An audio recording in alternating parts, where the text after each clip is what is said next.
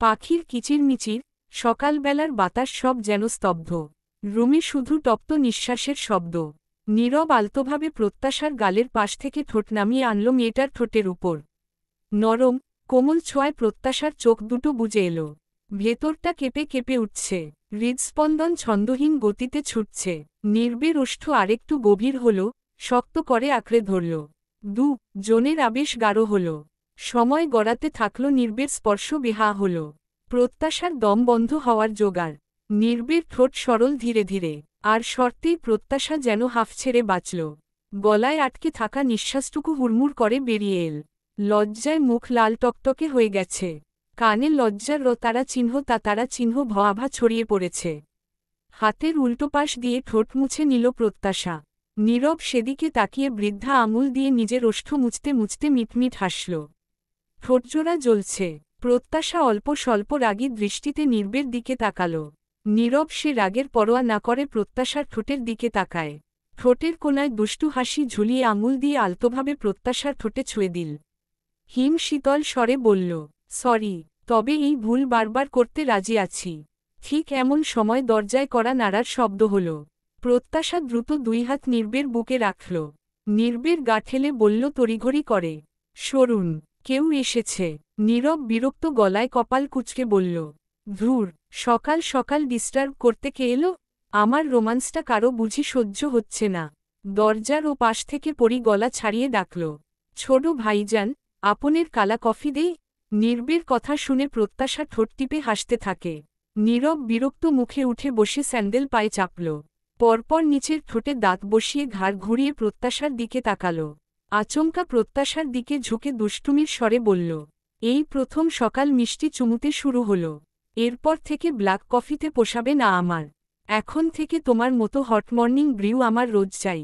প্রত্যাশা তৎক্ষণাৎ মুখে বালিশ চেপে মুখ লুকিয়ে ফেলে। বালিশে মুখ গুজে বলল হাপুস নয়নে, নীরব আপনি অসহ্য, সহ হয়ে যাবে, বলে টি-শার্টের কলার ঠিক করতে করতে শীষ বাজিয়ে দরজা খুলতে গেল। দরজা খুলেই এক ক লাগিয়ে দেয় নীরব। এত সকাল সকাল এভাবে চিল্লাচ্ছিস কেন? এভাবে ননস্টপ করা নাড়তে হয়? পরি কুবের মতন চেয়ে ভাবল, ছোট ভাইজানের আবার হইল দাকি?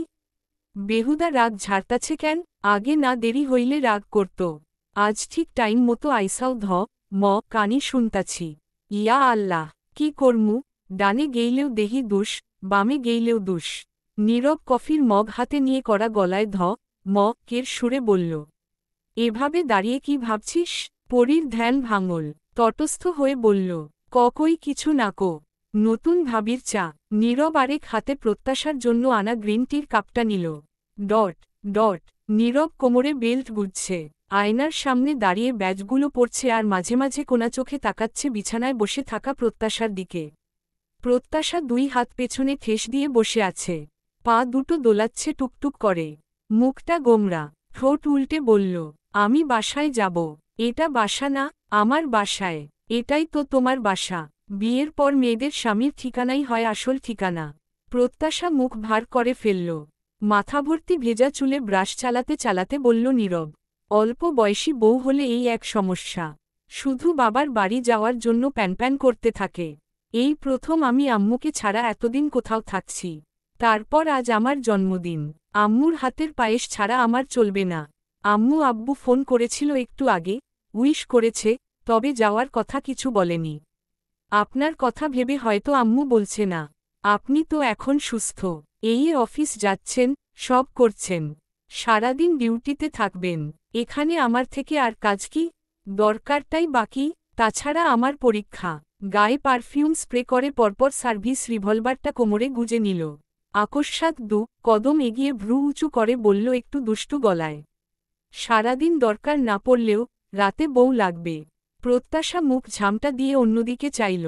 নীরব হাতে কালো ঘড়িটা পরে বাইরে যেতে যেতে বলল, যাওয়ার কথা মাথা থেকে ঝেড়ে ফেলে এখন নাস্তা করতে আসো। প্রত্যাশা অনলাইনে ঢুকতেই বন্ধুদের একগাদা মেসেজ আর টাইমলাইনে উইশ করা পোস্ট পেল। আবির খেয়ে যা বাবা, বাইরে থেকে খেয়ে নেব আম্মু।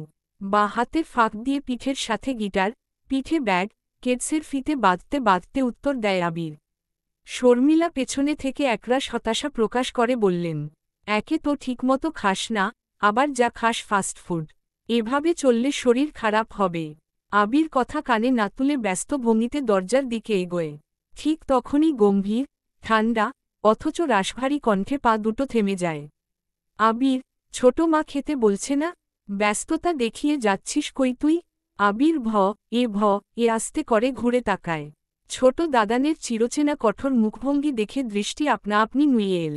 নীরব জিজ্ঞেস করল, পিঠে গিটার কলেজ নেই আজ? আবির জিভ দিয়ে ঠোঁট ভিজিয়ে আমতা আমতা করে বলল, মানে ছোট দাদান, আজ একটু দেরিতে ক্লাস। মিথ্যে বলছিস তা তোর র মুখ দেখেই বোঝা যাচ্ছে। কলেজ বাদ দিয়ে গিটার নিয়ে কোথায় যাচ্ছিস? সত্যি করে বল, নইলে আন্ডারস্কোর। অদূরে দাঁড়িয়ে প্রত্যাশা ভেঙচিকে আওড়ালো, এ তো আচ্ছা লোক। বাচ্চা ছেলে এক আধ দিন কলেজ বাদ দিয়ে বন্ধুদের সাথে ঘুরতে ফিরতে যেতেই পারে। এভাবে জেরা করার কি আছে? লিসের ডিউটি বাড়িতে পালন করছে। উফ, যত্ত সব। শর্মিলা পাশ থেকে বলে উঠলেন। আবির পড়াশোনায় খুব ফাঁকিবাজ হয়েছে। পড়াশোনা শৃঙ্গে উঠিয়ে সারাদিন শুধু বন্ধুদের সাথে ঘোরাফেরা, খেলাধুলা, গান শেখা আর আড্ডা দেয়া, এই ওর কাজ। তোর চাচ্চুকে বলে ওর একটা বিহিত করতে হবে। দিন দিন কথা তো শুনছেই না, আরও বেশি রাপ হচ্ছে।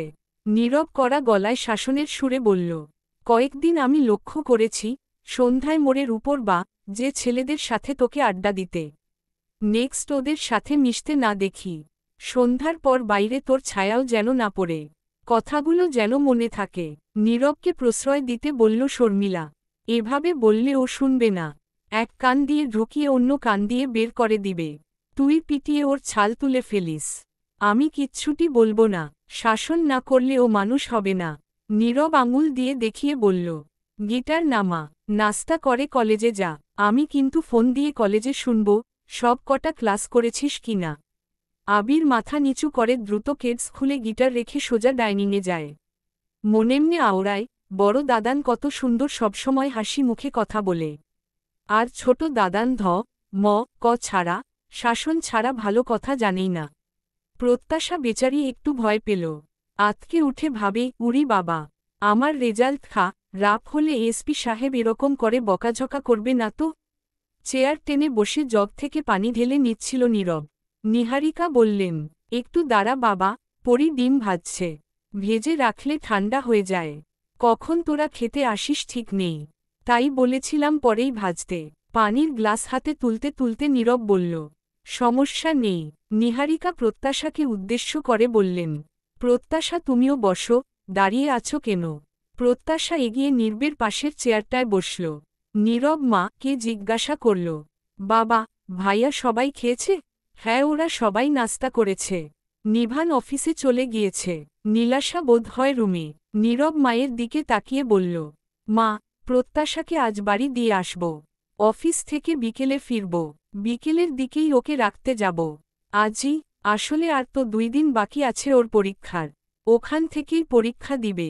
আর আজ ওর জন্মদিন। আন্টি কাল ফোন দিয়েছিল, আমি বলেছি আজ দিয়ে আসব। শর্মিলা নিঃশব্দে হাসতে হাসতে বলল, সে কি নীরব, তুই শাশুড়িকে এখনও আন্টি ডাকিস? নীরব বোধহয় একটু লজ্জা পেল। উত্তর দিতে পারল না। কিছুক্ষণ চুপ থেকে অপ্রতিভ হেসে বলল, আগে থেকে ওভাবে বলে এসেছি, এখনও অভ্যস্ত হইনি তাই। নিহারিকা বললেন, আচ্ছা, আজ প্রত্যাশার জন্মদিন আগে কেন জানাসনি? প্রত্যাশা মনে মনে বলল, কই নিজের ছেলেকে আজ কিছুই তো বলল না। অথচ আমাকে সেদিন কথা শোনাতে বাদ রাখেনি।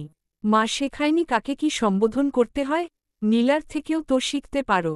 আদরের ছোট ছেলেকে তো একবারও বলল না, নিভানকে দেখেও তো শিখতে পারিস। নিজের ছেলের বেলায় 7 ডিগ্রি নমাফ। শর্মিলা মিষ্টি হেসে প্রত্যাশাকে বলল, শুভ জন্মদিন মিষ্টি মেয়ে, আগে থেকেও বলনি কেন রে? গিফট তো কিছু আনা হয়নি। থাক, এক্ষুনি তোমার চাচ্চুকে ফোন করে বলছি। প্রত্যাশা অপ্রতিভ ভঙ্গিতে মাথা নেড়ে বলল, আরে ছোট মা, লাগবে না এত কিছু।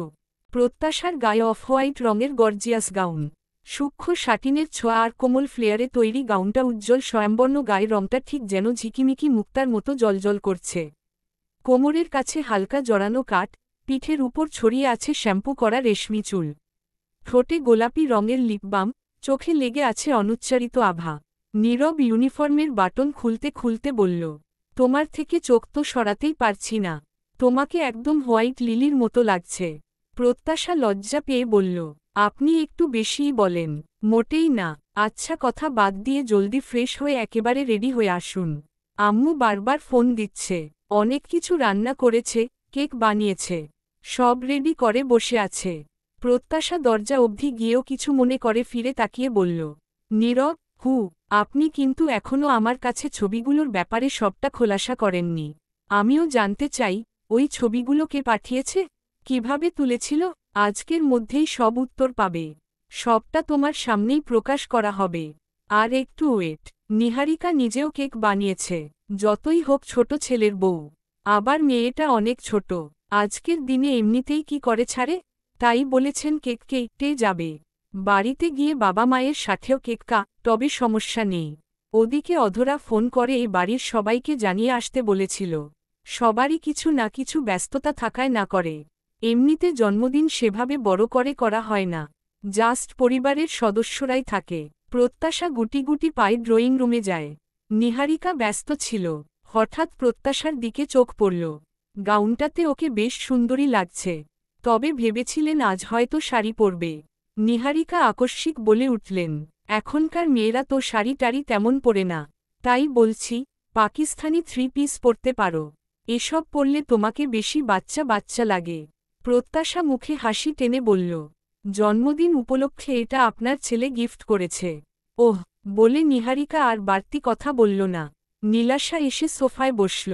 প্রত্যাশা পাশে বসতে বসতে বলল, আপু বাসায় যাবে? আমাদের সাথে চল। নীলা রোষকহীন স্বরে বলল, না, দিন পর যাব। নীলার নজর প্রত্যাশার পায়ের দিকে পড়ল। পায়ের উপর পায়েলটা চকচক করছে। ডিজাইনটাও নজরকাড়া। নীলা বলে উঠল, পায়েলটা তো সুন্দর। কবে বানিয়েছিস? প্রত্যাশা একগাল হেসে বলল, তোমার দেবর আমার বরমশাই গিফট করেছেন। তার বউয়ের জন্মদিনে। ওহ! 2 সেকেন্ড পরেই নীলাশা ঠোঁট বাঁকিয়ে ঠেস দিয়ে বলল, আমার জন্য তোর কপাল খুলে গেছে রে প্রত্যাশা। আমার এ বাড়িতে বিয়ে হয়েছে বলেই আমার অছিলায় এত ভালো বর, এত ভালো ঘর পেয়েছিস। এটা তো তোর 7 কপাল। প্রত্যাশা মুচকি হেসে চুলের গোছা কানের পিঠে গুজে বলল, তোমার দেবরের কপাল ভালো ভালো, আমার মতো কিউট পিচ্ছি বউ পেয়ে গেছে। আর এই বাড়ির লোকজন, আল্লাহ চাইলে তারাও একদিন বলবে, ভাগ্য করে এমন বৌমা পেয়েছি। আর তুমিও একদিন বলবে, কপাল করে তোর মতো একটা ছোট বোন পেয়েছিলাম। প্রত্যাশা রে চির কৃতজ্ঞ তোর কাছে। প্রত্যাশা মজা করে বলে দাঁত কেলিয়ে হাসল। নীলাশা সাথে সাথেই উপহাসের সুরে বলল, হাসালি, আমি বলবো এমন কথা? জীবনেও না। কখন, কে, কিভাবে, কার কাছে থেকে বলা তো যায় না। তাই বেশি অহংকার ভালো নয়। নীলা মশা তাড়ানোর ভঙ্গি করল। উত্তর দেয়ার প্রয়োজন বোধ করল না। কয়েক মুহূর্ত পর নীলা 2 আঙুলে মাথা চুলকাতে চুলকাতে বলল, ধ্যাতো, আজ 2 দিন মাথা চুলকাচ্ছে কেন? উকুন টুকুন হলো না তো? ইসোস, এমন হলে শ্রী হবে। সেই ক্লাস 7-এ থাকতে একবার হয়েছিল। কি যে রাগ লাগত। প্রত্যাশা উৎসুক হয়ে বলে উঠল, উকুন তাড়ানোর গ্রেট আইডিয়া আমার কাছে আছে। কি শোনো আপু, তোমার মাথার উকুন দূর করতে একটা ঝাক্কাস আইডিয়া দিই। 2 থেকে 3টে জন্মনিরোধক পিল গুঁড়ো করে তেলের সাথে মিক্সড করবে। দেন সেই তেলটা রাতে চুলে লাগিয়ে রেখে সকালে শ্যাম্পু দিয়ে গোসল করে নিবে। প্রত্যাশার আইডিয়া প্রথমে মনোযোগ দিয়ে শুনতে গেলেও পরের কথা শুনে নীলাথ হয়ে যায়। প্রত্যাশা একগাল হেসে 2 আঙুলে চুটকি বাজিয়ে বলল, এরপর দেখবে উকুন বংশবিস্তার কিভাবে করে। নীলা রাগত চাউনিতে তাকাতেই প্রত্যাশা 2 হাতে কান ধরে ক্ষমা চাওয়ার অ্যাক্টিং করে বলল, সরি, এমনিই মজা করেছি। সাদা শার্ট কালো প্যান্টের ওপর গুছিয়ে ইন করে পরা। হাতার স্লিভ গুটাতে গুটাতে ড্রয়িং রুমের দিকে আসছিল নীরব। ঠিক তক্ষুনি প্রত্যাশার উকুন তাড়ানোর অভিনব আইডিয়া শুনে মুখ ফুলিয়ে ফুস করে শ্বাস ফেলল। মনে মনে বলল, উফ, লি বউ নিয়ে কি যে কপালে আছে আমার। তন্মধ্যে শর্মিলা নামিদামি একটা শপিং ব্যাগ প্রত্যাশার দিকে বাড়িয়ে বলল, এই মিষ্টি মেয়ে, এটা আমার পক্ষ থেকে। খুলে দেখো। ভেতরে হালকা গোলাপি রঙের শাড়ি। শাড়িটা সিল্কের, আর তাতে ছোট ছোট ফুলের কাজ করা। প্রত্যাশা একগাল হেসে মুগ্ধ গলায় বলল, থ্যাংক ইউ ছোট মা, শাড়িটা খুব সুন্দর। তোমাকে এত্তগুলা ভালোবাসা। শর্মিলা মুচকি হেসে একটু মজার ছলে বললেন, এমন মিষ্টি হাসি না দিলে গিফট বাতিল করতাম। প্রত্যাশা অমনি হাসি ঠোঁটে নিয়ে বলল, ওমা তাই। নীরব তারা দিয়ে বলল, তাড়াতাড়ি কেক কাটা হোক, দেরি হচ্ছে তো। শর্মিলা কপালে ভাঁজ ফেলে বললেন, একটু ধীর সুস্থেই যা, এত তাড়াহুড়ো কিসের? নীরব, তোর তো সবেতেই তারা। ড্রয়িং রুমে রঙিন বেলুনে ভরা। প্রত্যাশা কেককে সবার মুখে এক টুকরো করে তুলে দিচ্ছে। আবির মোবাইলে ক্লিক করে এক একটা মুহূর্ত বন্দি করছে ক্যামেরায়। আকস্মিক গমগমে স্বরে বলে উঠল আবির, সবাইকে খাওয়ালে, কিন্তু ছোট দাদানকে তো খাওয়ালে না নতুন ভাবি। প্রত্যাশা একটু থমকে গেল, মুখে লালচে লজ্জা ছড়িয়ে পড়ল। কি বলবে বুঝে উঠতে পারছে না। আবির আবার কিছু বলতে যাবে, ঠিক তখনই চোখ পড়ে নির্বের দিকে। নির্বের দিকে চোখ পড়তেই মুখটা আমসত্ত্ব হয়ে যায় আবিরের। নির্বের চোখে রাগের সূক্ষ্ম ঝলকানি। নীরব চোখ রাঙিয়ে তাকাতেই আবির বাকি কথাগুলো ঝটপট গিলে নেয়। ঢোক গিলে ভাবে, এই রে কাকে নিয়ে জলামি করতে গিয়েছিলাম। বলেই গিয়েছিলাম বা, ঘর সামনেই আছে। থাবা মে তারা চিহ্ন রে দাঁত ফেলেনি, এই তো শুক্রিয়া। নিভান এসে হাসিমুখে রঙিন র্যাপিং কাগজে মোড়ানো একটা গিফট বাড়িয়ে বলল, এই প্রত্যাশা, নাও গিফট। আজকের স্পেশাল গিফটটা বোধ হয় আমার তরফ থেকেই পাচ্ছ।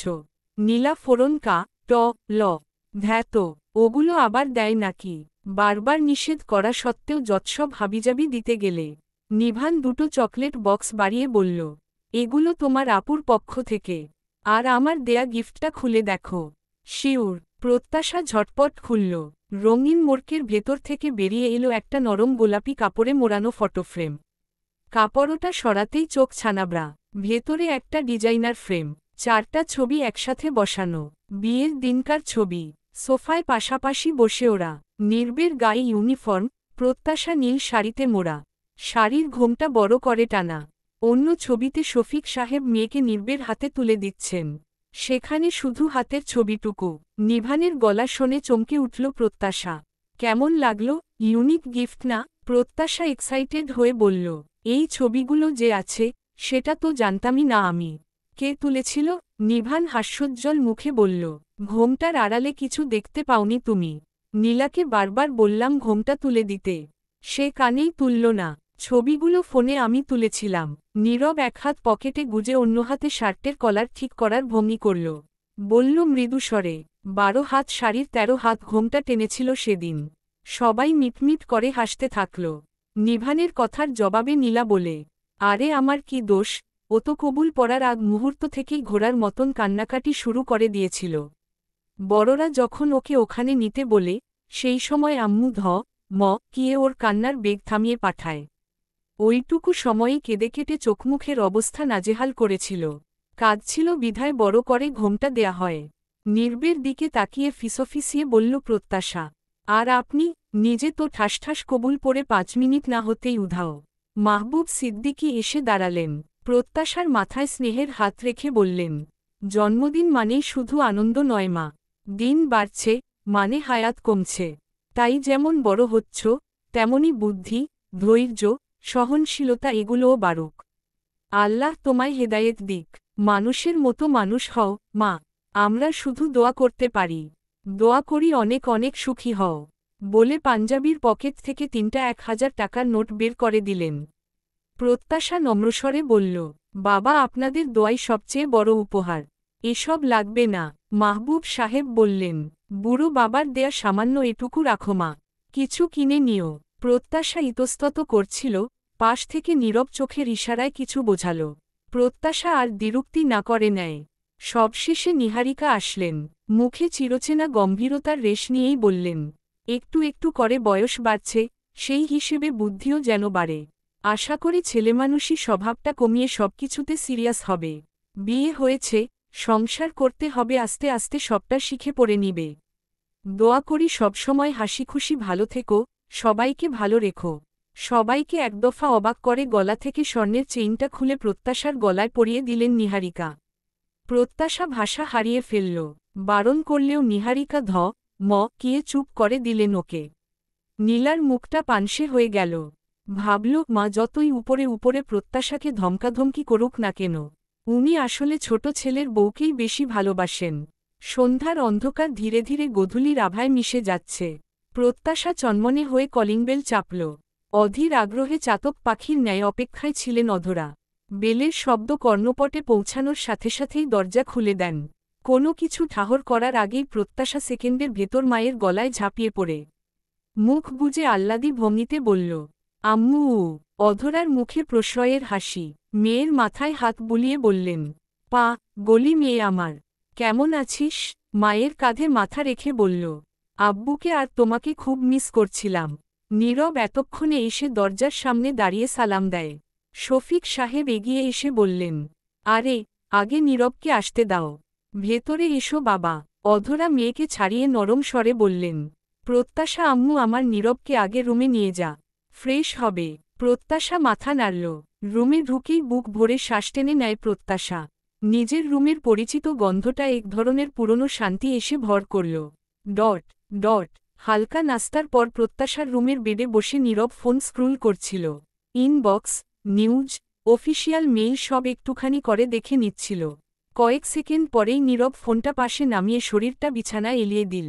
একটা দীর্ঘ নিঃশ্বাস বেরিয়ে এল, দিনভর চাপা ক্লান্তির মতো। প্রত্যাশা রুমে ঢুকে বেডের একপাশে বসল। কপালে চিন্তার ছাপ ফেলে আস্তে করে সুধাল, নীরব শুয়ে আছেন যে, শরীর খারাপ লাগছে? নীরব চোখ বন্ধ রেখেই বলল, তেমন কিছু নয়, একটু টায়ার্ড লাগছিল। বেশি খারাপ লাগছে? প্রত্যাশার উদ্বিগ্নতা দেখে নীরব প্রসন্ন হাসল। পা গলিটা যে এতটুকু চিন্তা করেছে এই অনেক। মাথার নিচে হাত ভাঁজ করে রেখে প্রত্যাশার দিকে তাকায় নীরব। বলল, ডোন্ট ওয়ারি, একটু ক্লান্ত লাগছিল, বাট এখন ঠিক আছি। প্রত্যাশা প্রত্যুত্তরে মৃদু হাসল। পরপর উঠে কাবার্ড খুলে কুর্তি আর প্লাজো বের করতে করতে বলল, ড্রেস চেঞ্জ করব। এটা অনেক ভারী, ক্যারি করতে কষ্ট হচ্ছে। নীরব উঠে বসতে বসতে বলল, প্রত্যাশা আমি এখন আসছি। আসছি মানে? এখনই যাবেন কেন? আম্মু ডিনারের জন্য কত কি রান্না করেছে। ডিনার করে যাবেন? আজ নয়, অন্যদিন ডিনার করব। এখন যেতে হবে। আজকে কি সমস্যা? প্রত্যাশার হাতের ভাঁজে জামাকাপড়। নীরব সামনে এসে দাঁড়াল। চুলে ব্যাক ব্রাশ করে নিয়ে বলল, তোমার পড়াশোনার ক্ষতি হোক, সেটা চাই না। আমার জন্য তোমার সময়গুলো নতারা চিহ্নষ্ট হচ্ছে। এর চেয়ে বরং তুমি পড়ো। ভালো করে প্রিপারেশন নাও। সমস্ত মনোযোগ পড়াশোনায় দাও। প্রত্যাশা ঠোঁট মেলে কিছু বলবে, তার আগেই ওর শব্দগুলো গলায় আটকে যায়। নীরব টুক করে প্রত্যাশার সফট গালে চুমু খেয়ে বলল, বায়। প্রত্যাশা ঠোঁট চেপে হেসে বলল, বায়। নীরব দরজা অবধি গিয়ে আবার কিছু মনে উঠতেই বলল, প্রত্যাশা, আজকে কথাটা রাখতে পারলাম না, সরি। ব্যাপার না, পরশু তোমার পরীক্ষা, যদি আগামীকাল 1 ঘন্টা সময় আমাকে দাও, খুব কি বেশি প্রবলেম হবে? না না, কত সময় আমি এমনি স্টো করে থাকি। বরং সত্যিটা জানলে মাথার ভেতর থাকা চাপা কৌতূহল, টেনশন সব দূর হবে। আর দূর হলেই আমি ফ্রি মাইন্ডে একটু পড়াশোনা করতে পারব।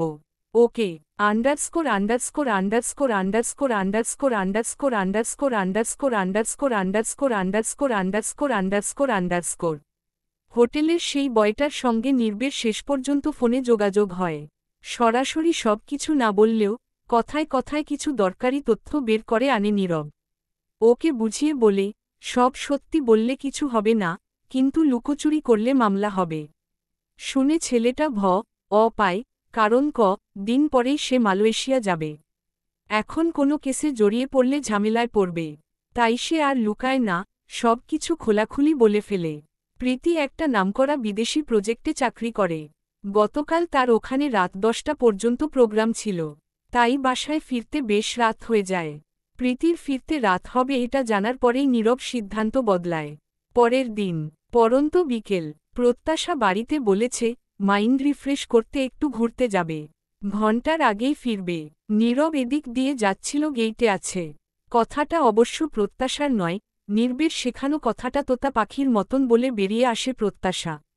প্রীতির লম্বা সরু আঙুলগুলো ল্যাপটপের কিবোর্ডে থেমে থেমে চলছিল। নিখুঁত দক্ষতায় ফাইল তৈরি করছিল সে। এমন সময় বুয়া এসে বলল, ম্যাডাম, ওই স্যার আসছে। ওই স্যার মানে? ওই যে পুলিশ অফিসার স্যার। প্রীতির মসৃণ কপালে কুঞ্চন পড়ে গেল। পাতলা ঠোঁট নাড়িয়ে ফিসফিস করে বলল, নীরব। এই সময়ে পরক্ষণেই ঠোঁটে ব্যঙ্গাত্মক হাসি টেনে বলল, ইচ্ছের সাথে দেখা করতে। বুয়া গলায় অমিশিয়ে ফিসফিসিয়ে বলল, ম্যাডাম, উনি আপনাকে ডাকতেছেন। ওড়নাটা কাঁধে তুলে নিয়ে সিঁড়ি বেয়ে নিচে নামছিল প্রীতি। একগাছি চুল কাঁধের উপর দিয়ে সামনে টেনে আনতেই চোখ পড়ে নির্বের দিকে। হাত দুটো জিন্সের পকেটে গুজে মাথা নিচু করে দাঁড়িয়ে আছে। কফি রঙা টি শার্ট, ফর্সা গায়ে আটসাট হয়ে আছে। প্রীতির মুখের ভাব এক মুহূর্তেই বদলে গেল, নির্বের পিছনে প্রত্যাশাকে দাঁড়িয়ে দেখে। ঠোঁট শক্ত হয়ে এল, তীব্র গলায় বলল, ডেকেছ কেন? কি দরকার? তোমাদের ফ্যামিলির কারো সাথেই তো আমার কোনো দরকার থাকার কথা নয়। তাহলে আজ হঠাৎ এসপি নীরব মাহবুবের আমাকে কেন দরকার পড়ল, তাও আবার এই অসময়ে? নির্বের জবাব দেয়ার ধরন দেখে প্রত্যাশা আতকে উঠল। অবিশ্বাস্য ঠেকল নিজের চোখ কানকে। প্রীতির গালে কষে একটা রমা তারা চিহ্ন রে নীরব। চার দেয়ালের মাঝে চরের শব্দ ধ্বনিত হতে থাকে। প্রত্যাশা অবিশ্বাস্য নয়নে বার পলক ফেলল। নির্বের চোখমুখ কঠিন। প্রীতির গালে আপনা আপনি ডান হাতটা চলে আসল। প্রীতি গালে হাত রেখেই চোখে আতারা চিহ্ন গুণ নিয়ে গর্জে উঠল। নীরব, হাউ ডেয়ার ইউ? দাঁত করমর করে নীরব আরেকটা বসাল প্রীতির অপর গালে। বজ্র কণ্ঠে বলল, তোমার মতো একটা মেয়েকে পোপোর মা, রতেও আমার গা ঘিন ঘিন করে। মনে হচ্ছে নিজের হাতটাই নোংরা করে ফেললাম। মুহূর্তেই প্রীতির চোখে পানি টলমল করে উঠল। প্রতিটা শব্দ ছুরি হয়ে বিঁধছিল প্রীতির বুকের ভেতর। চোখভরা এক প্রস্থ জল নিয়ে মুখ শক্ত করে দাঁড়িয়ে রইল প্রীতি। নীরব প্রশ্ন ছুড়ল, সত্যি করে বলো, কেন প্রত্যাশার সাথে অমন করেছিলে? আন্ডারস্কোর। প্রীতি কথা কেড়ে নিয়ে ঢোক গিলে বলল, কি করেছি আমি? নীরব দাঁত চেপে বলল, নাটক বন্ধ করো। যা প্রশ্ন করব, সত্যি করে উত্তর দেবে। প্রত্যাশাকে কিভাবে অচেতন করেছিলে? কেন হোটেলের বয়কে দিয়ে ছবি তুলালে? এতে তোমার লাভ কি? প্রত্যাশার শরীর শিউরে উঠল। প্রীতি মাথা নেড়ে অস্বীকার করল, আমি কিছু জানি না। কথাটা শেষ না হতেই আরেকটা পোপর এসে পড়ল গালে। ঠোঁটকে তো গড়িয়ে পড়ল। নীরব রুক্ষভাবে বলল, সিসিটিভি ফুটেজ তোমাকে স্পষ্ট দেখা গেছে। তুমি নিজ হাতে হোটেলের বয়কে টাকা দিচ্ছ, আর তার বয়ান আমি ফোনে রেকর্ড করে রেখেছি। শুনতে চাও? তুমি একটা মেয়ে হয়ে আরেকটা মেয়ের অচেতন অবস্থার সুযোগ নিয়েছ। তার ছবি তুলে পাঠিয়েছ তারই স্বামীর কাছে। তুমি শুধু একটা মেয়েই নও, পুরো নারী সমাজের লজ্জা তুমি, কলঙ্ক তুমি। এতটুকু মনুষ্যত্ব, মানবতা, এতটুকু বিবেকও তোমার ভেতরে নেই। রাগে, দুঃখ, কষ্ট, অপমানে প্রীতির ভেতরটা রে যাচ্ছে। তবুও ও নিজের ভেতরকার অহং নিয়ে চেঁচিয়ে উঠল, না বাঁধেনি। কারণ যা হয়েছে এমন কিছু হওয়ারই ছিল। এর জন্য কোনো না কোনোভাবে স্বয়ং তুমি দায়ী। নীরব ক্ষিপ্ত গলায় চেঁচিয়ে উঠল, এতবড় একটা অন্যায় করার পরও বড় গলায় কথা বলছো কিভাবে? এতটুকু লজ্জা নেই? লজ্জায় তো মাটির সাথে মিশে যাওয়ার কথা। একে তো অন্যায় করেছ, তার উপর গলা চড়িয়ে কথা বলছ। Same on you. প্রীতি দৃঢ় গলায় চেঁচানো সুরে বলল, সবকিছুর জন্য পরোক্ষভাবে তুমি দায়ী। নির্বের রাগের পারদ বাড়ল। কষিয়ে আরেকটা ল। প্রীতি দু পা পিছিয়ে ফ্লোরে পড়ে। প্রীতির ফর্সা দুই গালে 5 আঙুলের ছাপ পড়ে রতারা চিহ্ন তো জমাট বাঁধতে শুরু করে। প্রত্যাশা ভতারা চিহ্ন এ জোরসর দাঁড়িয়ে। নীরব ক্ষিপ্ত হয়ে বলল, প্রত্যাশার সাথে তোমার কিসের শত্রুতা? একটা নিরীহ মেয়েকে কেন বিপদে ফেললে? ওর সরলতার সুযোগ নিয়ে আন্ডারস্কোর। রাগে কথা সম্পূর্ণ করতে পারে না নীরব। তানিয়া চেঁচামেচি শুনে এসেছে। প্রীতি ফ্লোরে 2 হাত রেখেই ভেজা গলায় উচ্চস্বরে বলল, প্রত্যাশার সাথে আমার কোনো সতারা চিহ্ন ত্রুতা ছিল না। বললাম না যা হয়েছে তোমার জন্য। তোমার চোখে ওকে খাতারা চিহ্ন রাপ বানাতে ছবিগুলো তোলা। ওর ডাবের জলের ড্রাতারা চিহ্ন মেশানো হয়। তারপর ছবি আন্ডারস্কোর। নীরব একদলা থুতু ফেলে তিরস্কার, ধিক্কার জানিয়ে বলল, বাহ। তারা চিহ্ন সুর থেকেও হয়ে এতবড় একটা অপরাধ করলে, এতটা নিচে নামলে। আবার বড় গলায় বলছ, লজ্জারাও তোমাকে দেখে লজ্জা পাবে। বাট এখন তো আমার ধারণা, আমার সন্দেহ প্রকট হচ্ছে, নিবিড়ের অসুস্থতার পেছনে তোমার হাত আছে। তুমি নিজেই? প্রীতি উঠে দাঁড়িয়ে চেঁচিয়ে বলল, নীরব, সেটা তো বলেছি আগেই, পারলে প্রুভ করে দেখাও। প্রীতির নেই সত্যি বলতে। প্রীতি কাউকে পায় না।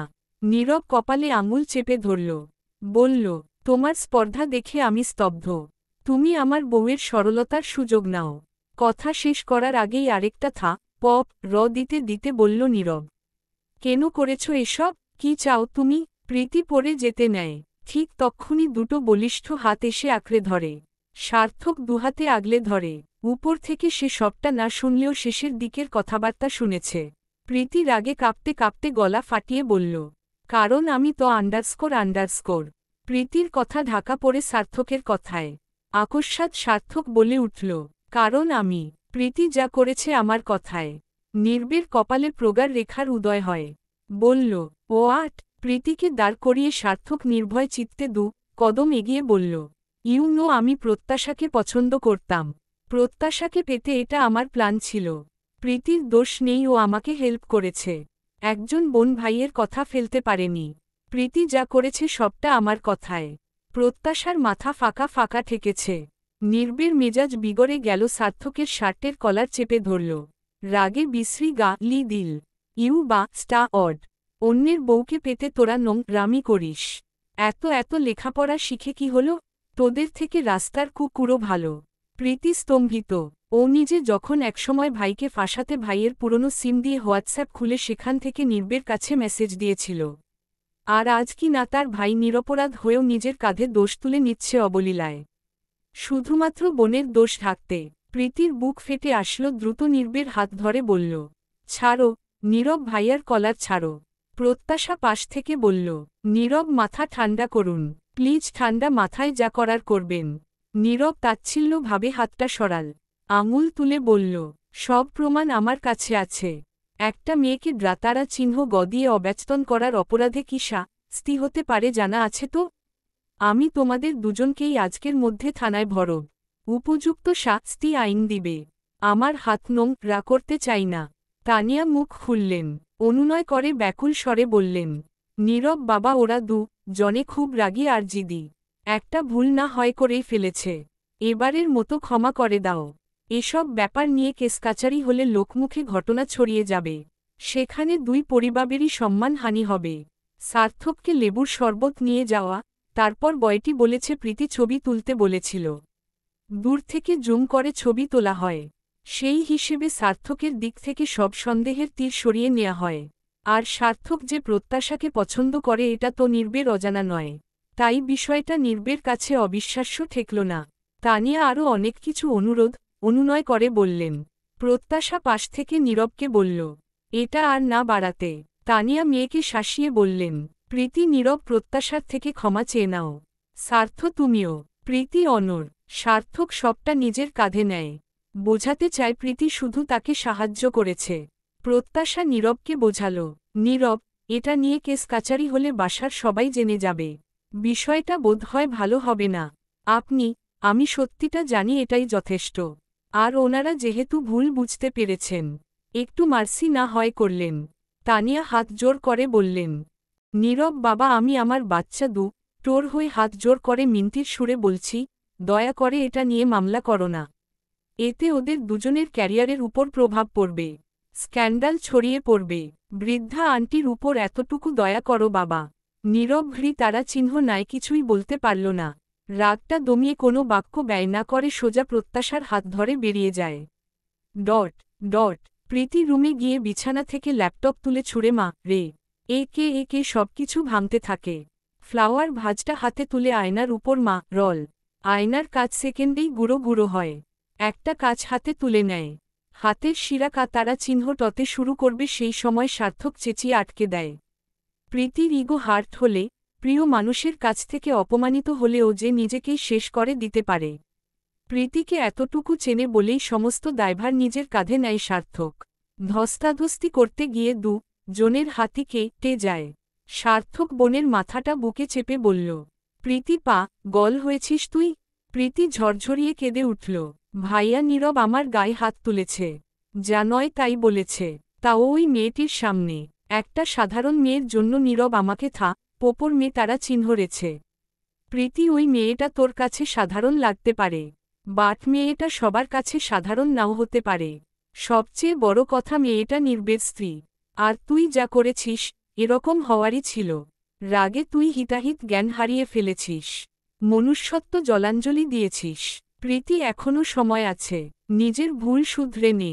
ডট ডট ওদিকে রেস্টুরেন্টে বসে নীরব প্রত্যাশা। নির্বের টেনশন হচ্ছে, মনে হচ্ছে বোকামি হয়ে গেল। আসলে ওই ছেলেটির সাথে গতকালই নির্বের কথা হয়েছিল, তাই প্রীতির মুখোমুখি না দাঁড়িয়ে থাকতে পারেনি। আবার প্রত্যাশাকেও জানানো উচিত ওর সরলতার সুযোগ কিভাবে অন্যরা নেয়। মানুষ চেনা দরকার, যাতে পরবর্তীতে কোনো কাজ করার আগে একবার হলেও ভাবে।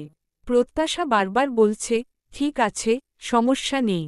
ও এসব মাথা থেকে ঝেড়ে পড়াশোনায় মনোনিবেশ করবে।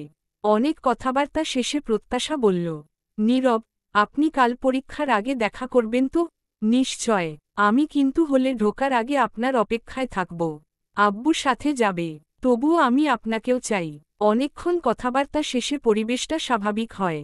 নীরব মাথা ঝেড়ে ফেলল, বলল, আমি ঠিক টাইম মতো উপস্থিত হব। সকালে ইচ্ছে মায়ের রুমে যায়, মায়ের ফোনে গেম খেলবে বলে। প্রীতির এক হাত বেড ছাড়িয়ে নিচের দিকে ঝুলছে। ইচ্ছে বেডে উঠে ডাকল, মাম্মা, মাম্মা। প্রীতির নড়চড় নেই। ইচ্ছের চোখ গেল প্রীতির ঠোঁটের কিনারায়। ঠোঁটের কোণে ভেজা, ছ্যাপছ্যাপ কিছু চিকন রেখা হয়ে পড়ছে। ফ্রক তুলে ইচ্ছে ছোট্ট হাতে মুছে দিল মায়ের ঠোঁটের পাশটা। আবার ডাকল, মাম্মা, তোমার ফোন। বারবার ডেকেও কোনা সাড়া না পেয়ে ইচ্ছে পেল। ছোট্ট মনে কার্টুনে দেখা দৃশ্যের কথা স্মরণ হল।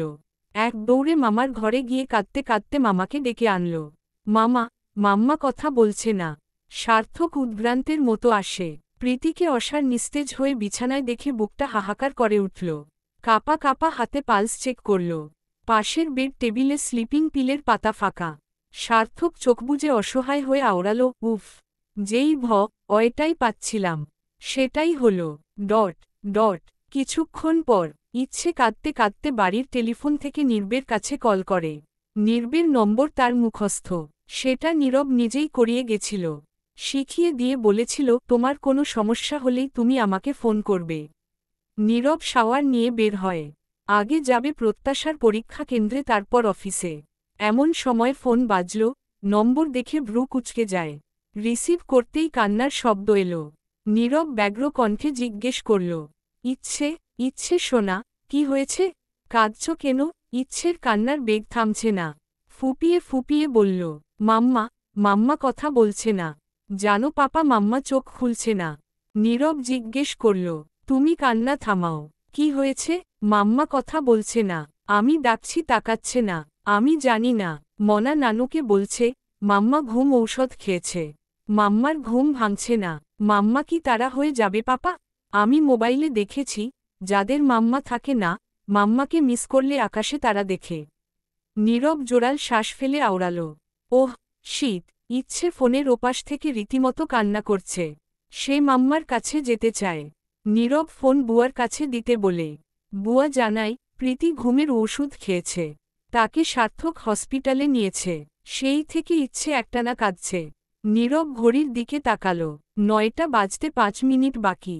প্রত্যাশার পরীক্ষা শুরু হবে ঠিক 10টায়। কিছু পল দাঁড়িয়ে থেকে সিদ্ধান্ত নেওয়ার চেষ্টা করল নীরব, কি করবে, কি করা উচিত। একটা লম্বা শ্বাস ফেলে তাড়াতাড়ি তৈরি হয়ে নিল। ত্রস্ত পায়ে হেঁটে ড্রয়িং রুম পার হচ্ছিল। ঠিক তখনই মায়ের ডাক এলো, নীরব, খেয়ে যাচ্ছিস না? না খেয়ে এভাবে কোথায় যাচ্ছিস? নীরব পেছনে না ঘুরেই বলল, এখন খাওয়ার সময় নেই মা, বাইরে কিছু খেয়ে নেব। নিহারিকা কিছুটা বিরক্ত হয়ে বললেন, এত তাড়াহুড়ো কেন রে বাবা? একটু ধীরে সুস্থে খেয়ে যা। নির্বের গলায় তাড়াহুড়োর ঝাঁজ। বললাম তো মা, এখন খাওয়ার টাইম নেই। সকালে প্রত্যাশা ফোন দিয়ে দোয়া চেয়ে নিল। আজ থেকে পরীক্ষা শুরু জানেন নিহারিকা। তাই ভাবলেন, নিশ্চয়ই সেদিকেই যাচ্ছে নীরব। বলে উঠলেন, সবে 9টা বাজে, পরীক্ষা তো 10টায়। কিছু মুখে দিয়ে যা, দেরি হবে না। মায়ের কাছে প্রীতির ঘটনা আড়াল করে নীরব। অধৈর্য স্বরে শুধু বলল, অন্য কাজ আছে।